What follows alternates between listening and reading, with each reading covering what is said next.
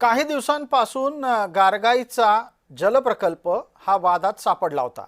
याच्या संदर्भात निघालेल्या निविदा परतही पाठवण्यात आल्या। मात्र आता स्थायी समितीकडून या प्रकल्पाला हिरवा कंदील देण्यात आलेला आहे। मुंबईकरांचा पाणी प्रश्न यामुळे सुटणार आहे असा दावा सत्ताधारी करू लागले आहेत। यापूर्वीच्या बैठकीमध्ये गारगाई प्रकल्प स्थायी समितीने माघारी पाठवला होता। मात्र आता अचानक स्थायी समितीमध्ये असं काय बदललं की हा प्रकल्प करण्याच्यासाठी मंजुरी देण्यात आली आहे। मुंबई शहराला 3950 दशलक्ष लिटर पाण्याचा पुरवठा होतो। सध्याची गरज 5500 दशलक्ष लिटर इतकी आहे।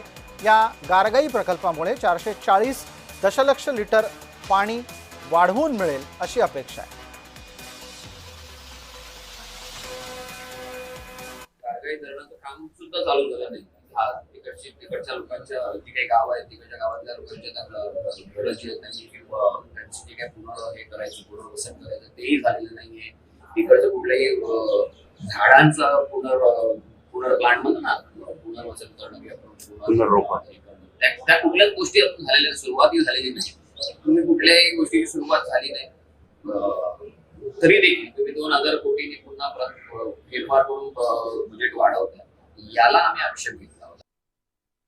मुंबई महानगरपालिकेच्या निधीतले 270 कोटी रुपये हे भारतीय जनता पक्षाच्या आणि महायुतीच्या प्रयत्नामुळे वाचलेले आहेत। आम्ही सुरुवातीलाच हे सांगितलं होतं की मुंबई महानगरपालिकेच्या निधीची कोणत्याही कंत्राटदाराला आम्ही लूट करू देणार नाही आणि त्याच्यामुळे हा प्रस्ताव हा पारदर्शक पद्धतीने आल्यानंतर 440 दशलक्ष लिटर पाणी हे मुंबईकरांना उपलब्ध होणार आहे।